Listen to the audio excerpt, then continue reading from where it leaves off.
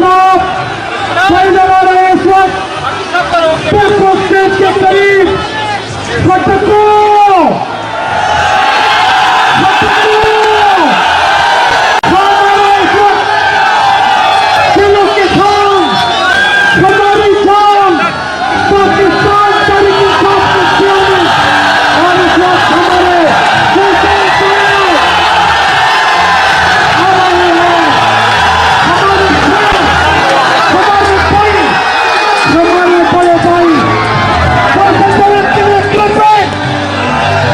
तैयार हो असीम कौम के असीम लीडर इमरान खान।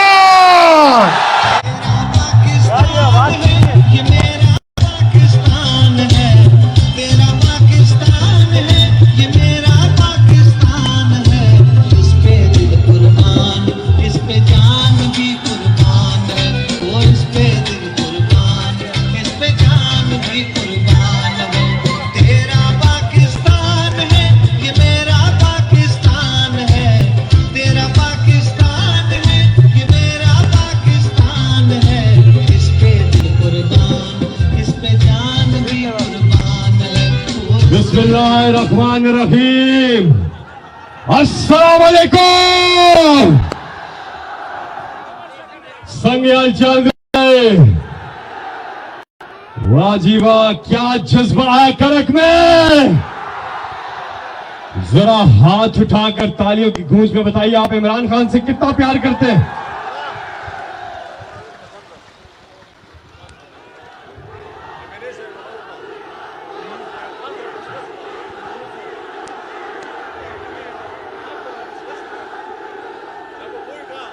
जनाब पाकिस्तान तहरीक-ए-इंसाफ के चेयरमैन और पाकिस्तान के मुस्तकबिल करीब के वजीर आजम इमरान खान जिस शानदार अंदाज में करक आपने इस्तकबाल किया इमरान खान साहब का, माशाअल्लाह। और अभी मैं देख रहा हूं लोग अभी आ रहे हैं। थोड़ी देर के बाद इमरान खान साहब खिताब करेंगे। यहाँ पे वजीर आला खैबर पख्तूनख्वा महमूद खान साहब मौजूद हैं। पाकिस्तान तहरीक इंसाफ खैबर पख्तूनख्वा के खटक से भी यहाँ पे मौजूद हैं। और अली अमीन गंडापुर और सेनेटर शिबली फराज यहाँ पे मौजूद हैं। हम इब्तिदा करेंगे अल्लाह ताला के बाबरकत नाम से। औज़ु बिल्लाहि मिनश शैतानिर रजीम। बिस्मिल्लाहिर्रहमानिर्रहीम। अल्हम्दुलिल्लाहि रब्बिल आलमीन अर्रहमानिर रहीम मालिकि यौमिद्दीन इय्याका नअबुदु व इय्याका नस्तईन इहदिनस सिरातल मुस्तकीम सिरातल लज़ीना अनअमता अलैहिम गैरिल मग़दूबि अलैहिम वलद्दालीन। आमीन। अल्लाह ताला का इरशाद मुबारक है कि अल्लाह ताला और उसके फरिश्ते नबी सल्लल्लाहु अलैहि वसल्लम पर दुरूद और सलाम भेजते हैं। इसलिए ए ईमान वालों, तुम भी आप सल्लल्लाहु अलैहि वसल्लम पर दुरूद भेजा करो। सब मिलके दुरूद शरीफ पढ़ लें। सल्ले अला मुहम्मदिन वाला आलिही वसहबिही वसल्लिम। अल्लाहुम्मा सल्ले अला मुहम्मदिन वाला आलिही वसहबिही वसल्लिम। जज़ाकल्लाह। नारे तकबीर, नारे रिसालत, नारे हैदरी। पाकिस्तान, पाकिस्तान का मतलब क्या? पाकिस्तान का मतलब क्या? तेरा मेरा रिश्ता क्या? माशाअल्लाह, करक आपको मुबारक हो। ये करक की तारीफ का सबसे बड़ा जलसा है। माशाअल्लाह माशाअल्लाह। थोड़ी देर के बाद इमरान खान साहब खिताब करेंगे। वक्त की कमी के बायस बाकी तकरीर नहीं हो पाएंगी क्योंकि आप सबको शिद्दत से इंतजार है कप्तान के खिताब का। मैं आज के मेजबान पाकिस्तान तहरीक इंसाफ के टाइगर करक से मेंबर नेशनल असेंबली आप सबके पुरजोर इस्तकबाल में आपसे बात करने के लिए तशरीफ लाते हैं जनाब शाहिद खट्टर।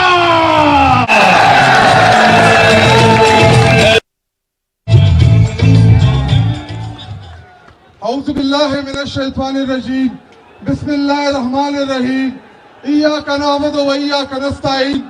चेयरमैन साहब, सबसे पहले मैं आपको अपने जिले करक आने पर खुशामदीद कहता हूँ।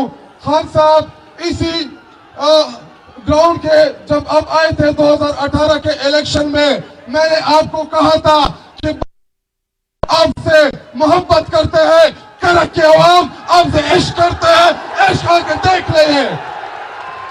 खान साहब, मैं मुख्तसर बात करूंगा। यहाँ पे इस ग्राउंड को जेल चौक कहते हैं। यहाँ पे न किसी पॉलिटिकल पार्टी ने हिम्मत किया जलसा करने का, न इरादा किया। आज से मैं जेल चौक को इमरान खान चौक का ऐलान करता हूँ। और पीडीएम वालों को हर साहब साजिश कर रहे थे कि हम काले झंडे लाएंगे, हम ये करेंगे। मैं उनको बताता चलो कि किसी में हिम्मत नहीं है। हम पुख्ता हैं, और हर साहब यहाँ पे मौजूद तमाम मेरे करक के अवाम, इंशाअल्लाह आप कहा थे इस्लामाबाद की, इंशाअल्लाह इससे ज्यादा तादाद में इस्लामाबाद का रुख करेंगे। इतनी से और आखिर में खान साहब दो अशरार, ये आजमत बातिल तो का है, ये सरवर काफिर कुछ भी नहीं, मिट्टी के खिलौने हो सारे, ये कुफर के लश्कर कुछ भी नहीं। अल्लाह से डरने वालों को बातिल से डरना कुछ भी नहीं। जब हो खुदा हो दिल में तो कुरान जिसका बसूर नहीं, पर हाथ ऐसी आजादी पर ये मत करना कुछ भी नहीं। शुक्रिया, जिंदाबाद।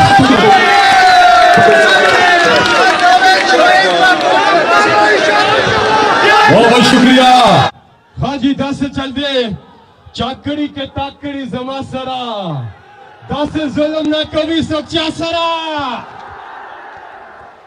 वो शायर ने कहा ये इमरान खान साहब के बारे में कि ना शेर की दहाड़ से, ना शेर की दहाड़ से ना तीर की दहाड़ से, ना डीजल की गुफ्तार से, ना अमेरिका की एलहार से, ना किसी झूठी एफआईआर से इमरान डरता है सिर्फ अपने परवरदिगार से।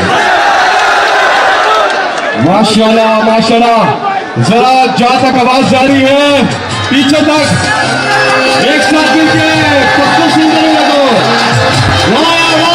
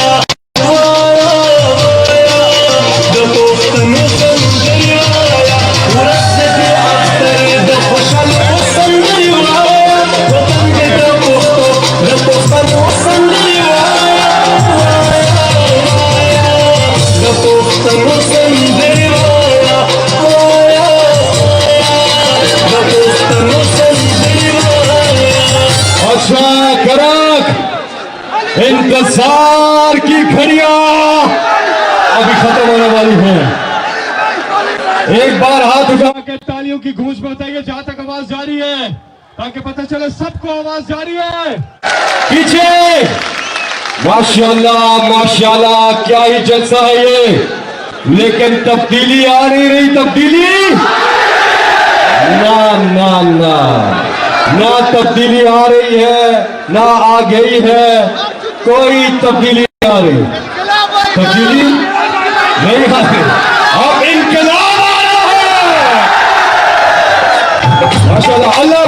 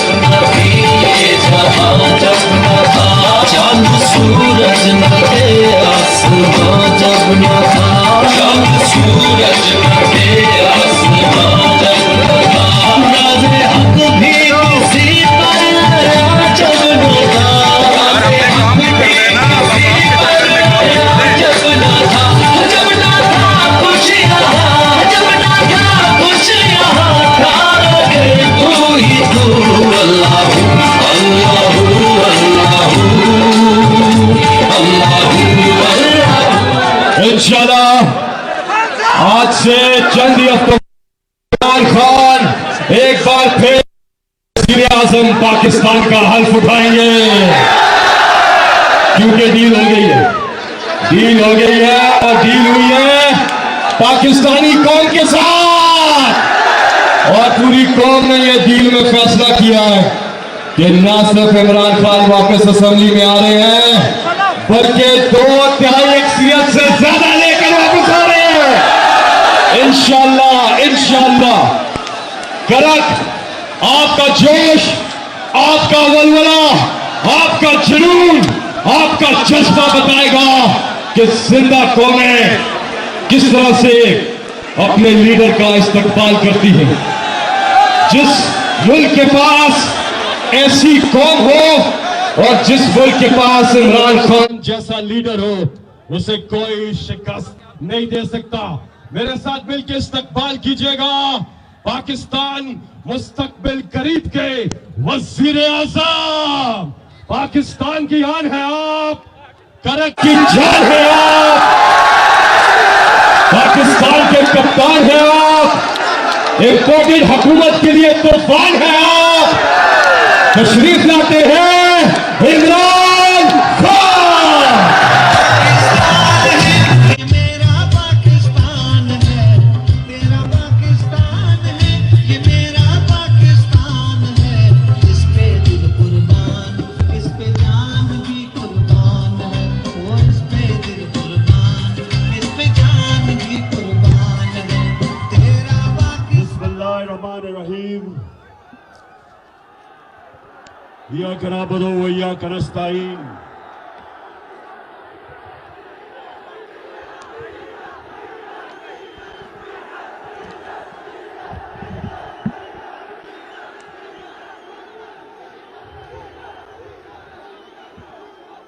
करक 4 साल पहले मैंने यही जलसा किया, और जब मैंने जलसा किया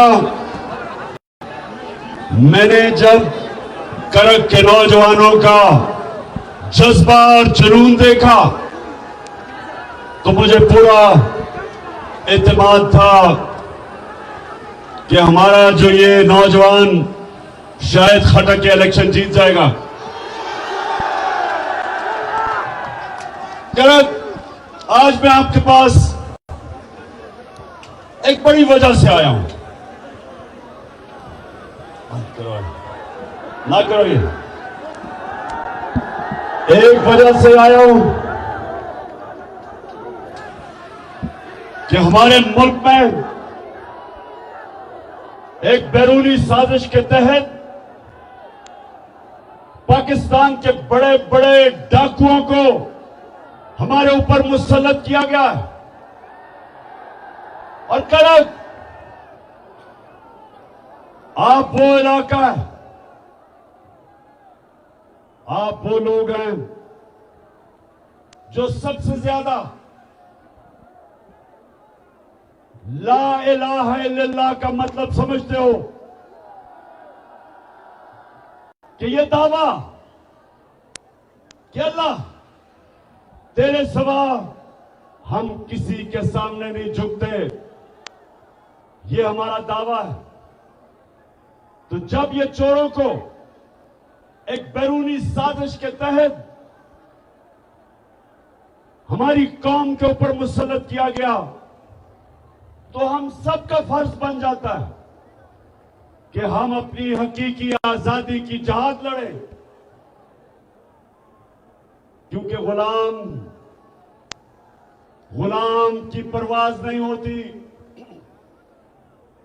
सिर्फ आजाद इंसान ऊपर जाते हैं, आजाद मुल्क तरक्की करते हैं, गुलाम सिर्फ अच्छे गुलाम बनते हैं। तो जो ये साजिश थी, इसका क्या मतलब था? इसका मकसद ये था कि इनको पुतलों को ऊपर बिठाया जाए जिनकी दौलत मुल्क से बाहर पड़ी है, जिनके बड़े बड़े महलात मुल्क से बाहर हैं, जिनके बैंक अकाउंट मुल्क से बाहर हैं, जिनकी बड़ी बड़ी प्रॉपर्टीज और महलात मुल्क से बाहर हैं। सारा मकसद यह है कि इस तरह के चोरों को कंट्रोल किया जाता है।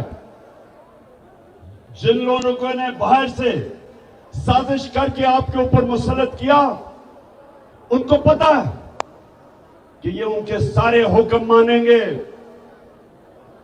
वो ये बाहर से कंट्रोल होंगे।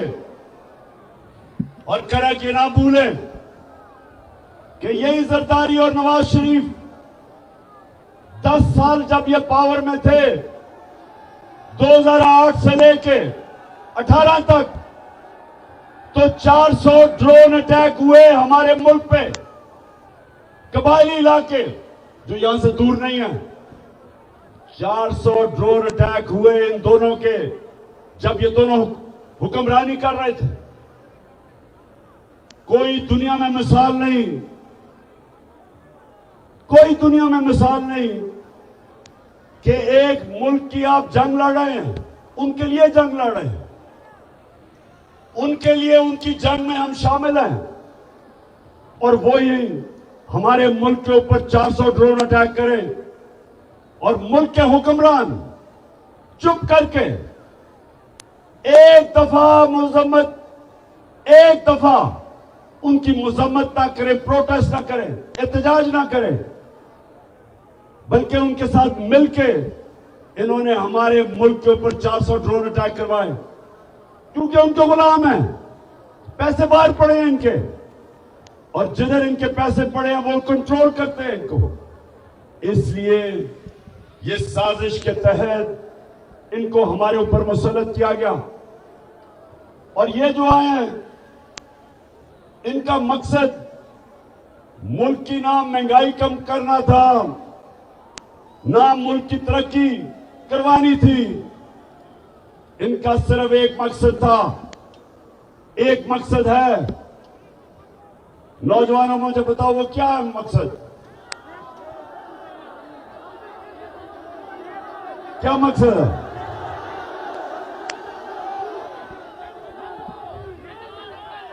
एक मकसद है कि जो इन्होंने पिछले 10 साल मुल्क को लूटा, अब वो चोरी जो अरबों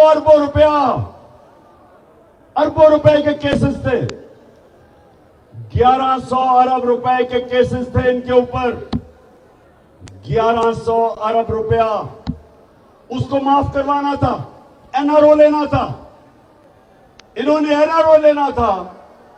और जिन्होंने बैरूनी साजिश की वो इनको पुतला बना के कंट्रोल करना चाहते थे ताकि पाकिस्तान को कंट्रोल किया जाए।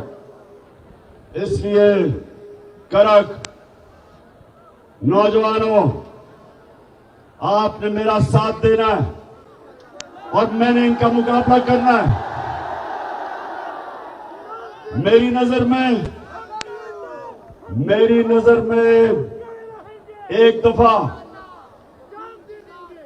ला इलाहा इल्लल्लाह आपके दिल में चला जाता है, आप कभी भी किसी की गुलामी नहीं करते। इन चोरों की गुलामी सिर्फ करने से बेहतर मर जाना है। अमेरिकनों के गुलामों की गुलामी करने से बेहतर है कि इंसान जिंदा ही ना रहे। इसलिए मैं इनका मुकाबला करूंगा। और नौजवानों, आपने मेरे साथ चलना है। हाथ उठा के बताएं मुझे नौजवानों।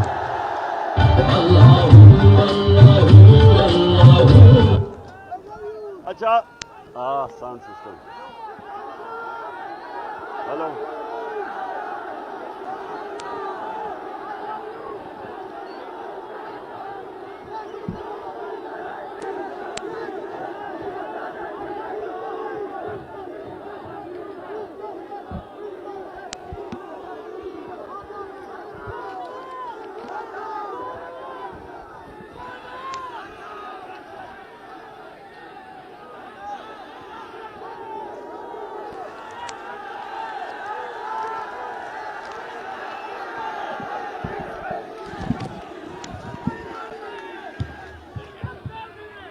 हाँ जी,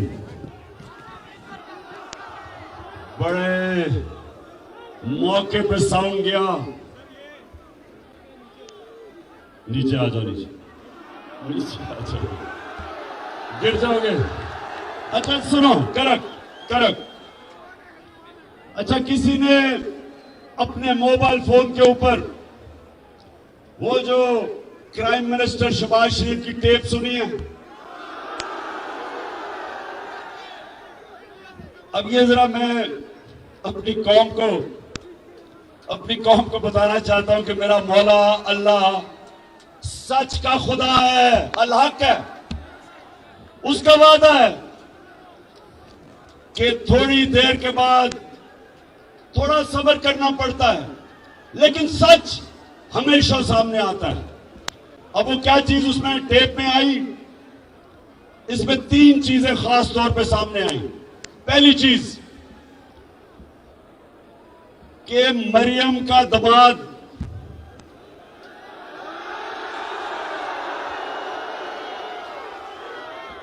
आपको मरियम का पता है ना, उसकी जो खास क्वालिटी है, उसकी एक क्वालिटी क्या सबसे ज्यादा? सच नहीं बोला जाता उससे। लंदन तो छोड़ो, पाकिस्तान में भी बेचारी की कोई प्रॉपर्टी नहीं है। अब वो अपने दामाद के लिए, ये जरा गौर से सुने करक, अपने दामाद के लिए हिंदुस्तान से पावर प्लांट की मशीनरी पाकिस्तान इंपोर्ट करवा रही थी। आधी आ गई है और आधी सिफारिश कर रही है कि वो आधी मशीन भी मेरे दामाद के पास ले आओ, क्योंकि उसके पास भी लंदन तो छोड़ो, पाकिस्तान में भी बेचारे के पास कोई प्रॉपर्टी नहीं है। तो इससे 2 चीजें सामने आती हैं। एक, नाजायज काम कर रही है, आते साथ ही इक्तदार के जरिए जात को फायदा करवाना, इसको करप्शन कहते हैं। करक नौजवानों, जब भी कोई भी इक्तदार में बैठ के अपने आजाद को फायदा करवाता है, इसको करप्शन कहते हैं। आप इक्तदार में आके अपनी जात को फायदा नहीं करवा सकते। आप अवाम का फायदा करवाते हैं, अपना नहीं करवाते। तो सबसे पहले तो अपने दामाद का फायदा करवाने के लिए हिंदुस्तान से मशीनरी इंपोर्ट कर रही है। इससे ज्यादा बड़ी चीज कि हमने हिंदुस्तान से तजारत बंद क्यों की थी? मेरी हुकूमत ने की थी। क्यों की थी? क्योंकि हिंदुस्तान ने इंटरनेशनल कानून तोड़ा। यूनाइटेड नेशन सिक्योरिटी काउंसिल की रेजोल्यूशन के खिलाफ जाते हुए कश्मीरियों का जो स्पेशल स्टेटस था, स्टेटहुड, 5 अगस्त 2019 को उन्होंने वो खत्म कर दिया। उन्होंने कश्मीरियों का जो हक था कि वो अपनी जिंदगी का फैसला करें रेफरेंडम या प्लेबिसाइट के जरिए, ये यूनाइटेड नेशंस सिक्योरिटी काउंसिल ने कश्मीर के लोगों को हक दिया था। ये इंटरनेशनल कम्युनिटी ने कश्मीर के लोगों को हक दिया था कि वो फैसला करें कि वो हिंदुस्तान के साथ रहना चाहते हैं या पाकिस्तान के साथ। तो 2019 5 अगस्त को हिंदुस्तान ने यूनाइटेड नेशंस की सिक्योरिटी काउंसिल की रेजोल्यूशन की खिलाफ वर्जी की और उनका स्टेटहुड ले लिया। तब हमने तजारत बंद की, इसलिए हमने बंद की। अब ये हुकूमत, इंपोर्टेड हुकूमत, अब ये आके कोशिश कर रही है वो तजारत खोलने की, और अभी खुली नहीं है। लेकिन मरियम का दामाद गैर कानूनी तौर पे मशीन हिंदुस्तान से ले रहा। तो सबसे पहले तो ये समझ जाओ, मेरे पाकिस्तानियों में समझ जाओ कि इनके लिए इनका खुदा सिर्फ पैसा है। ये ला इलाहा इल्लल्लाह नहीं है। इनके लिए पैसा खुदा है। पैसे के लिए कश्मीरियों का भी उनकी कुर्बानियों को ये नजरअंदाज कर सकते हैं। उनकी लाख कश्मीरी शहीद हो चुके पिछले 30 साल में, लेकिन इनको नहीं परवाह, क्योंकि इनको सिर्फ पैसा नजर आता है। दूसरी चीज वाज़ेह हो जाए कि इक्तदार में सिर्फ पैसा बनाने आते हैं। जब भी ये इक्तदार में आए, मुल्क के कर्जे बढ़ गए और इनकी दौलत बढ़ गई, मुल्क मकरूज हो गया। ये और इनका सारा खानदान अरबोपति बन गया। और तीसरी चीज से ये भी पता चलती कि यहां चले एक आदमी करप्शन कर, नवाज शरीफ ने बड़ा पैसा बनाया, लेकिन मुसीबत यह है कि इनका इतना बड़ा टब्बर है, वो सारे पैसे बनाने पे लगे हुए हैं। बेटे पैसे बनाने के लिए, दोनों बेटे नवाज शरीफ के आज लंदन में बैठे हैं और कहते हैं हम पाकिस्तान के शहरी नहीं हैं, हम तो बरतानिया के शहरी हैं। तो करक ये क्यों कहते हैं?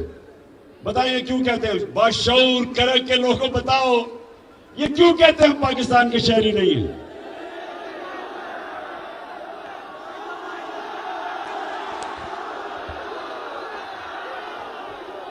ये इसलिए कहते हैं, करक ये इसलिए कहते हैं कि अगर ये कहें पाकिस्तान के शहरी हैं तो इनको बताना पड़ेगा कि अरबों रुपए के घरों में रहते हैं ये। मैं लंदन सबसे बेहतर जानता हूं। जिस इलाके में इनके घर हैं वो सारे लंदन का सबसे महंगा इलाका है, और लंदन यूरोप का सबसे महंगा शहर है। ये उस इलाके में रहते हैं। जिधर बर्तानिया का प्राइम मिनिस्टर भी नहीं रह सकता। ये चोरी का आपका पैसा, इस मुल्क से पैसा चोरी करके वहां रह रहे हैं।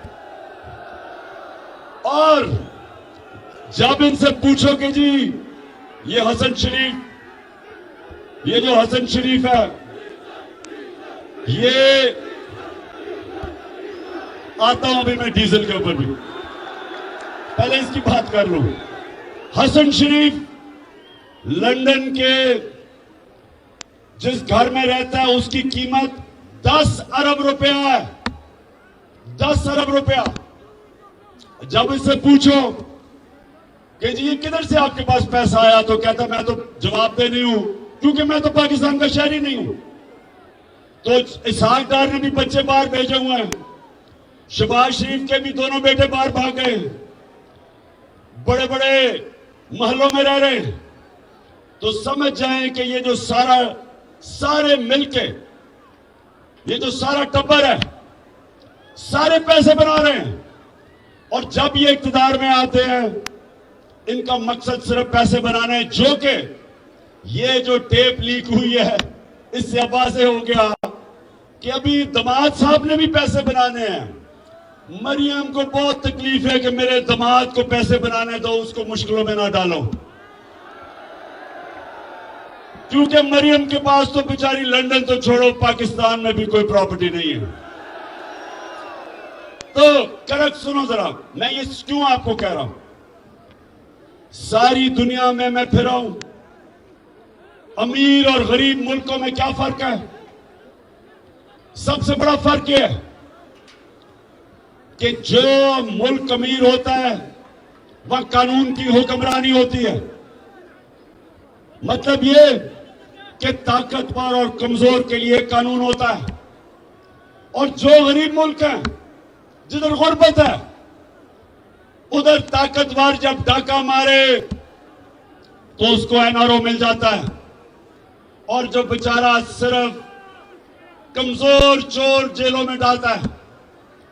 मैंने जब जनरल मुशर्रफ के दौर में जेल में टाइम गुजारा आजाद अदलिया के लिए, तो पाकिस्तानियों ये याद रखो, वहां कोई अमीर डाकू नहीं मुझे नजर आया, सिर्फ गरीब लोग नजर आए। लेकिन जब मैं पाकिस्तान की नेशनल असेंबली में गया, बड़े बड़े डाकू नजर आए वहां। हमारा मुल्क का सबसे बड़ा मसला क्या है कि हम बड़े डाकुओं को नहीं पकड़ सकते। और कड़क मेरे नबी सल्लल्लाहु अलैहि वसल्लम ने कहा था, कड़क के गौर से सुनो, दुनिया का सबसे अजीम इंसान, लीडर, अल्लाह का आखिरी पैगंबर, उसने तब 1500 साल पहले कहा था कि तुम्हारे से पहले बड़ी कौमें तबाह हुई, जिधर कमजोर के लिए, वो अगर कमजोर चोरी करे तो जेल में, लेकिन अगर बड़ा ताकतवर आदमी डाका मारे तो वो माशरा उसको पकड़ता नहीं था। यही हो रहा है हमारे साथ। ये सारे जो चोर बैरूनी साजिश के तहत ऊपर बैठ गए, ये आपके सामने, सबके सामने एक चैलेंज आ गया है। अल्लाह ने हमें हुक्म दिया है कि जुल्म और नाइंसाफी के सामने खड़े हो। अल्लाह का हुक्म है। बस बस बस बस बस बस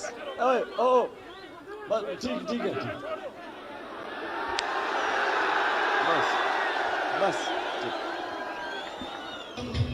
इमरान खान दे तबूख तनूर नजर अरमान दे संगम शर इमरान खान दे नवे चुन वालो हम सुन वालो तबाह वालो नगर वालो आई समाए वही उड़ा दे संगम शर इमरान खान दे। अल्लाह ने पाकिस्तानी कौम को चैलेंज फेंका, हमें चैलेंज फेंका उसने कि ये जो साजिश के तहत इस मुल्क के बड़े बड़े डाकुओं को, जिसमें से 60% कैबिनेट के अंदर जो लोग हैं वो जमानत पे हैं, करप्शन की जमानत पे हैं, जो टोटल केसेस ये माफ करवा रहे हैं। आए, आए,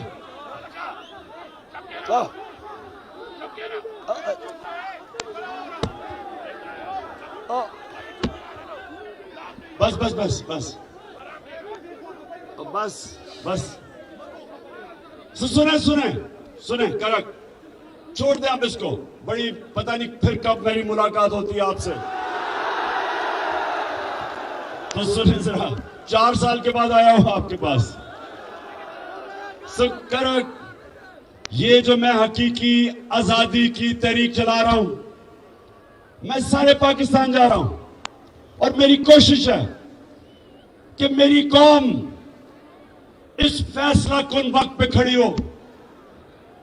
ये जो भी समझता है कि ये चोरों की हम गुलामी कबूल कर लेंगे, जो मर्जी बैरूनी ताकत या अंदरूनी जो भी लोग समझते हैं, किसी गलत फहमी में ना रहो।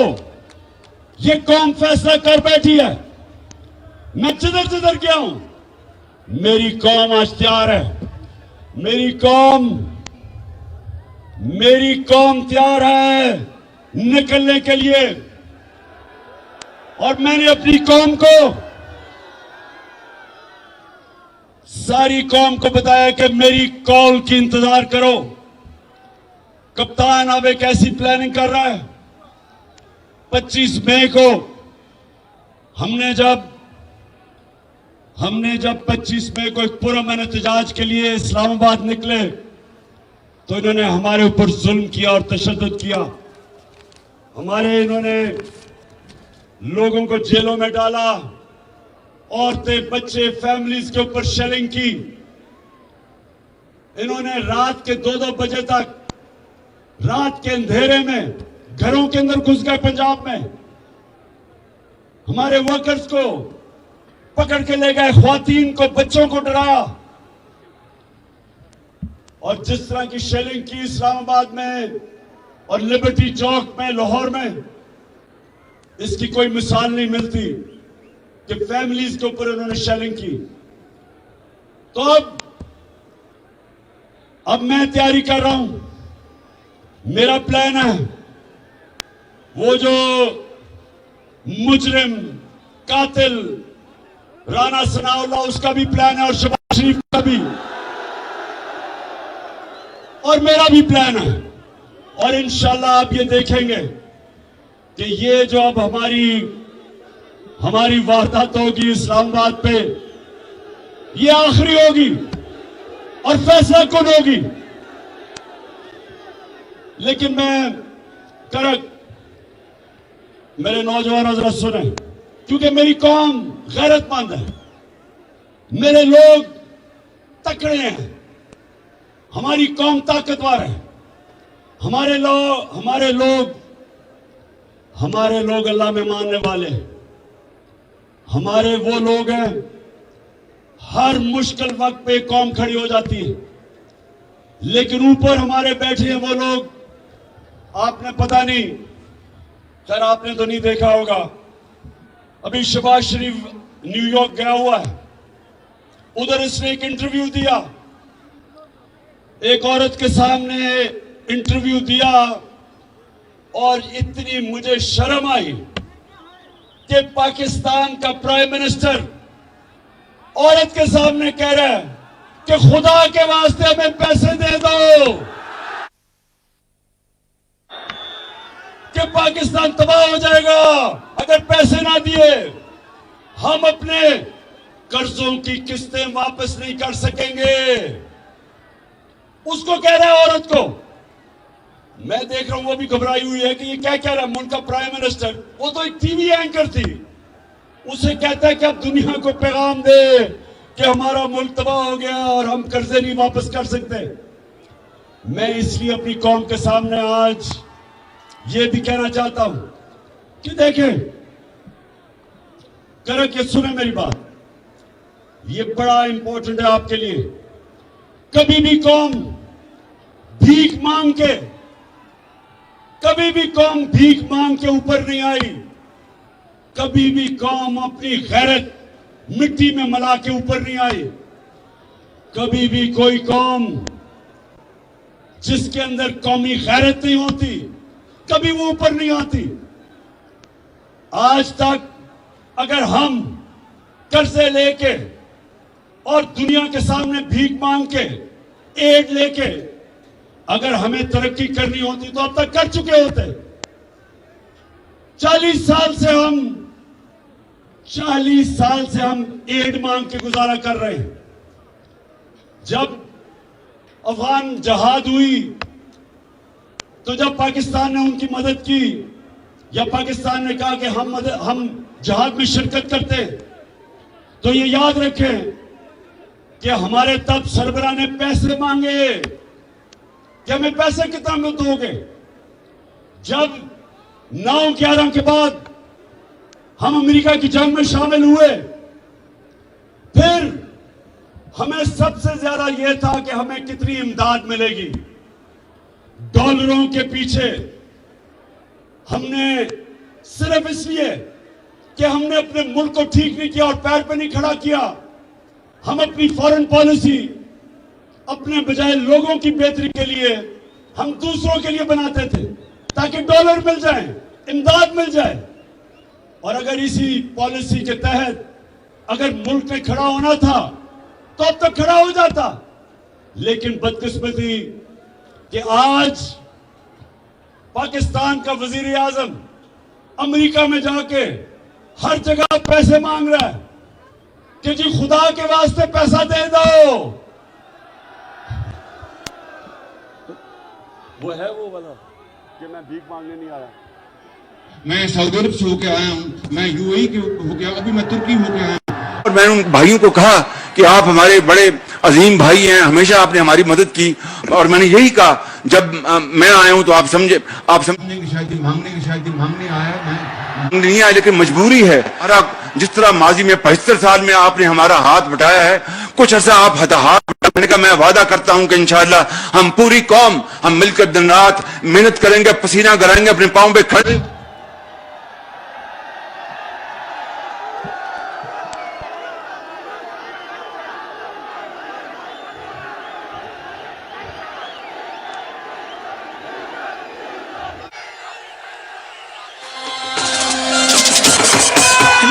पाकिस्तान जुड़ो कना, नवे पाकिस्तान जुड़ो कना।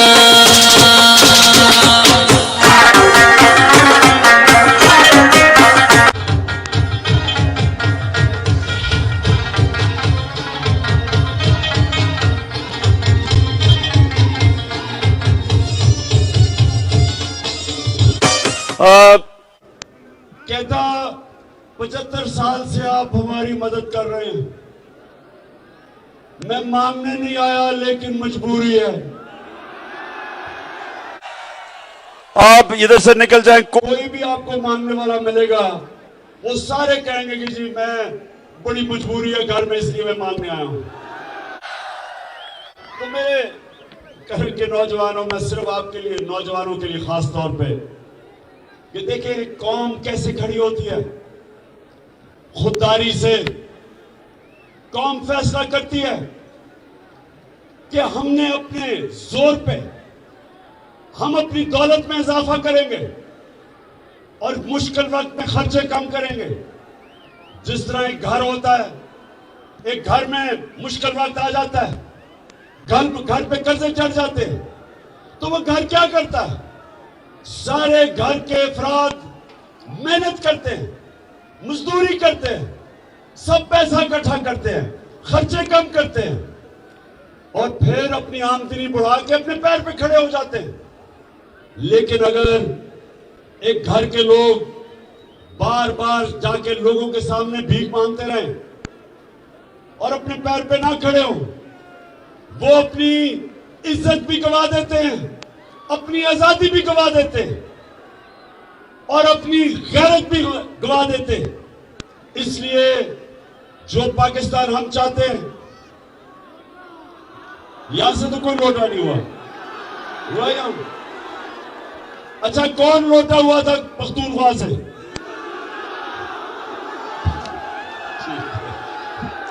अच्छा करा, कब सुने मेरी बात। मैं अपनी आज तकरीर के आखिर में आ रहा हूं। मैंने जो आपसे आज बात करनी थी वो ये कि देखें, हमने अपने मुल्क को ठीक कैसे करना है, हमने अपने पैर पे खड़ा होना। इस मुल्क में अल्लाह ने सब कुछ दिया है, हमने अपने लोगों के ऊपर पैसा खर्च करना है। जो हमने हेल्थ कार्ड, हेल्थ इंश्योरेंस जो हमने लेके आए थे कि अपने लोगों की हमने सेहत का ध्यान रखना। हर खानदान के पास 10 लाख का हेल्थ कार्ड, उसके बाद सस्ते कर्जे दें ताकि लोग अपनी बिजनेस कर सकें और अच्छी पढ़ाई पे पैसा खर्च करें। अब महमूद खान एक एजुकेशन कार्ड लेके आ रहा है, उसके ऊपर हम पैसा खर्च कर रहे हैं कि अच्छे अच्छे तालिब इल्मों को हम एजुकेशन कार्ड दे, कहीं भी जाके पढ़ सकते हैं, वो अच्छे स्कूलों में पढ़ सकते हैं जाके। कौमें आगे बढ़ती है अपने लोगों के ऊपर पैसा खर्च करके, और सबसे बड़ी बात कि वो दुनिया को पैसा एक्सपोर्ट करती है। जब तक आप एक्सपोर्ट नहीं करेंगे आपकी आमदनी कैसे बढ़ेगी? एक्सपोर्ट से आमदनी बढ़ती है। हिंदुस्तान आज अपने पैर पे खड़ा है, आजाद फॉरेन पॉलिसी है।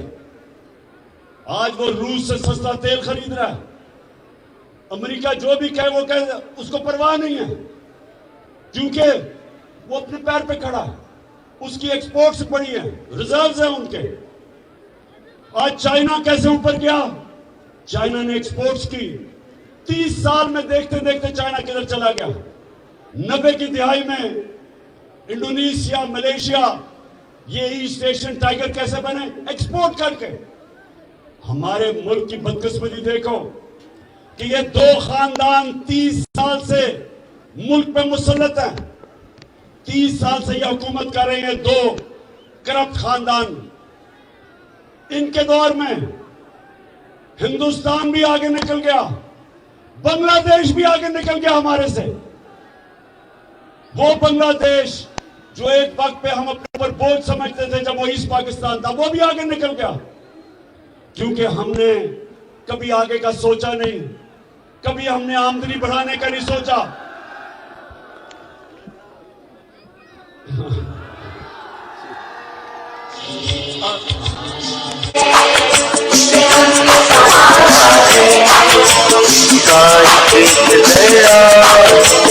जान से प्यारा है इसका एक जरा। अच्छा करक, आप एक मुझे बताओ, आप वो काम पे टांगने वाली बिलावल को जानते हो? अभी अमेरिका में वो इंटरव्यू दे रहा था, तो उनको कहता कि जो इमरान खान है वो तो अपना आर्मी चीफ भी बनाना चाहता है, अपना ISI चीफ भी बनाना चाहता है। बिलावल, तुमने अगर जिंदगी में 1 घंटा भी काम किया होता तो इससे ज्यादा अकल की बातें करते। 14 साल हो गए, उर्दू नहीं सीखी सही तरह। बिलावल, इमरान खान को ना अपना आर्मी चीफ चाहिए, ना ISI चीफ चाहिए, ना अपना चीफ जस्टिस चाहिए, ना नैब का हेड चाहिए, ना अपना IG चाहिए। इमरान खान को मेरिट पे ये लोग चाहिए, मेरिट चाहिए। लेकिन तुम्हारा प्रॉब्लम क्या? बिलावल, जो तुम्हारा बाप जरदारी, उसको मेरिट के मतलब ही नहीं पता। अगर उसको मेरिट का मतलब पता होता तो आज तुम्हारी जगह एतजाज आसन को लगाया होता, जो एक मंझा हुआ सियासतदान है, पढ़ा लिखा पॉलिटिशियन। उसका तुम्हारा क्या मुकाबला था? और अगर मेरिट होता तो तुम्हारा सारा टब्बर आज इक्तदार में ना होता, और अगर मेरिट होता तो ये शरीफ खानदान का इतना बड़ा टब्बर सारे इक्तदार में, सारे अच्छा रिश्तेदार भी, वो भी इक्तदार में, इसहाक डार वो भी रिश्तेदार बन गया है। अब ये भी रिश्तेदार है, मरियम का दामाद, जिसके लिए ये हिंदुस्तान से मशीनरी बुलाई जा रही है गैर कानूनी तौर पे। और दूसरी चीज, और मरियम क्या कहती कि ग्रिड स्टेशन बता दो मेरे वो दामाद की हाउसिंग सोसाइटी में। Grid station correct. Grid station का मतलब हर हाउसिंग सोसाइटी को अपना ग्रिड स्टेशन बनाना पड़ता है। ये कह रही है कि सरकारी तौर पे बना दो। सरकारी तौर का मतलब कि आपके टैक्स के पैसे से बना दो। और एक ग्रिड स्टेशन मैं तो नहीं जानता, कम से कम 70-80 करोड़ का तो आता होगा। 70-80 करोड़ का फायदा करवा दो मेरे दामाद को आपके पैसे से। तो इन दो खानदानों को तो मेरिट का मतलब ही नहीं पता। मेरिट, आज तक 10 साल पाकिस्तान का कप्तान रहा हूं, किसी टीम से पूछो कि मेरिट के ऊपर सिलेक्शन इमरान खान करता था या नहीं। शौकत खाना में पूछो, इंटरनेशनल स्टैंडर्ड का अस्पताल है, क्या मेरे कोई रिश्तेदार है वहां? नमल यूनिवर्सिटी देखो, मेरिट पे चलती है। आज तक कोई इदारा दुनिया में मेरिट के अलावा नहीं कामयाब होता। और ये दो खानदान, इनको मेरिट का मतलब नहीं पता। और इंशाल्लाह हम सारे मिलकर इस मुल्क में इलेक्शन की तरफ जाएंगे और इलेक्शन के बाद हमेशा के लिए ये जो दो माफिया, जरदारी माफिया और शरीफ माफिया, इंशाल्लाह हमेशा के लिए इनको पाकिस्तान की पॉलिटिक्स से इलेक्शन के बाद शिकस्त देंगे, इलेक्शन से शिकस्त देंगे।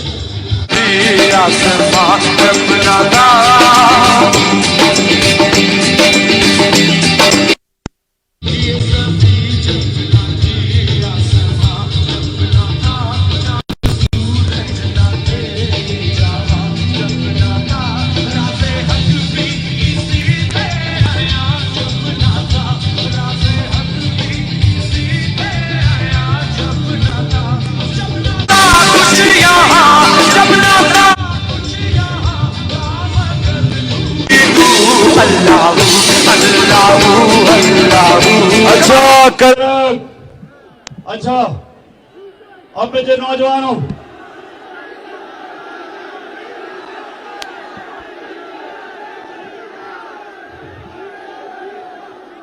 अच्छा मेरा प्लान क्या है सिलेक्शन में? मुझे 3 विकेट नजर आ रही हैं, 3। एक है बड़ी मुल्क की बीमारी जरदारी, एक है चेरी ब्लॉसम शहबाज शरीफ। क्योंकि शहबाज शरीफ की खासियत पता क्या है? वो जब बूट देखता है वो पॉलिश करने शुरू कर देता है।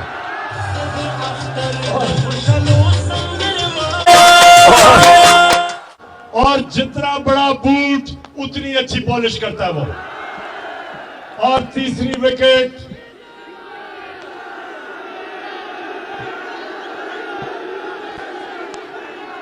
बड़ी देर से मैं देख रहा हूं इस तीसरी विकेट की तरफ भी,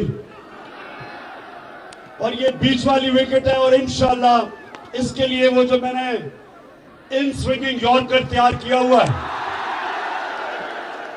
देर करके स्विंग करेगा लेकिन बीच वाली विकेट इंशाल्लाह लेके जाएगा। अब फजल रहमान ने किया क्या? आते साथ ही अपने बेटे को उस मिनिस्ट्री पे बिठाया है, NHA पे, जिधर सबसे ज्यादा पैसा बनता है। मैंने कहा फजल रहमान कम से कम चलो कोई दीनी काम ही करके चले जाओ।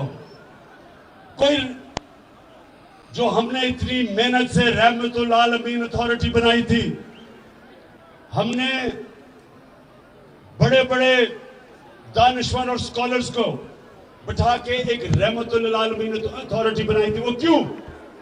क्योंकि मैं चाहता था कि मेरी कौम को मेरे नबी सल्लल्लाहु अलैहि वसल्लम की जिंदगी का पता हो, स्कूलों में बच्चे पढ़ें ताकि उनके कैरेक्टर उठे, ताकि वो मेरी नबी सल्लल्लाहु अलैहि वसल्लम की जिंदगी से सीखे, उनकी सीरत से। इसलिए हमने अथॉरिटी बनाई थी कि लोगों का कैरेक्टर हो। मुसलमान तो तब है जब वो नबी के रास्ते पे चलता है, और नबी का रास्ता वो है जो इंसान की अजमत का रास्ता है। जब आप नमाज पढ़ते हैं तो आप सिर्फ एक चीज अल्लाह से मांगते हैं, करेंगे एक चीज मांगते हो अल्लाह से कि अल्लाह उनके रास्ते पे लगा जिनको तूने नेमतें बख्शी हैं। तो सबसे ज्यादा नेमतें अल्लाह ने किसको बख्शी हैं? किसको बख्शी हैं? हमारे नबी सल्लल्लाहु अलैहि वसल्लम को।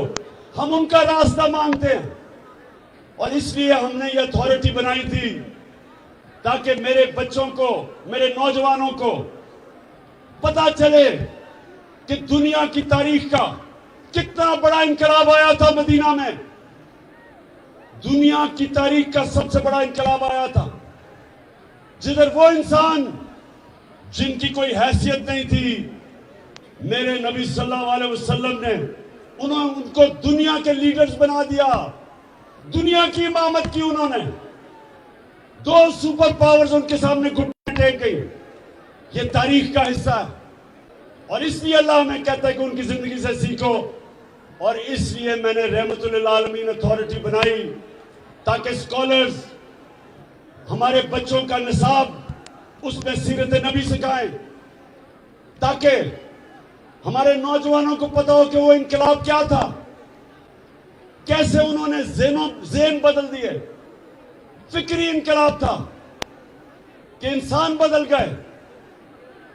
जो मौलाना रूमी कहता है कि जब अल्लाह ने तुम्हें पर दिए, क्यों जमीन पे रींग रहे हो, क्यों चूंटियों की तरह रींग रहे हो? मेरे नबी सल्लल्लाहु अलैहि वसल्लम ने इंसानों को पर दे दिए, सब अजीम लोग बन गए, जो उनके इर्द गिर्द थे लीडर्स बन गए। और ये हुकूमत आके वो रहमतुल आलमीन अथॉरिटी बंद कर दी। इनको शर्म आनी चाहिए कि हम अपने लोगों की तरबियत करते हैं, कोशिश करते हैं कि उनके कैरेक्टर बड़े हों, अच्छे बुरे की तमीज समझे, अमर बिल मारूफ पे चलें। अल्लाह का हुक्म है कि अच्छाई का साथ हो और बुराई के खिलाफ जहाद लड़ो। और इसलिए इंशाअल्लाह जब वापस आएंगे हम ये रहमतुल आलमीन अथॉरिटी को फिर से खड़ा करेंगे और अपने नौजवानों की तरबियत करेंगे, ताकि मेरी कौम दुनिया की इमामत करे, दुनिया के लीडर्स बने।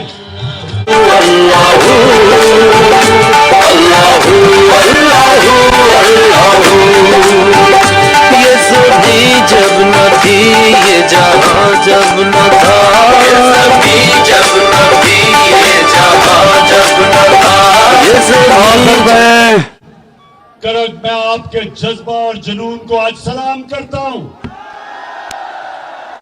माशाल्लाह, इस दोपहर की गर्मी में जिस तरह आपने, जिस शऊर से आपने मेरी बात सुनी, मैं अभी भी याद कर रहा हूं कि 4 साल पहले भी मैं आया था, तब भी मुझे एक बाशऊर करक के नौजवान नजर आए थे और आज भी मुझे नजर आए हैं।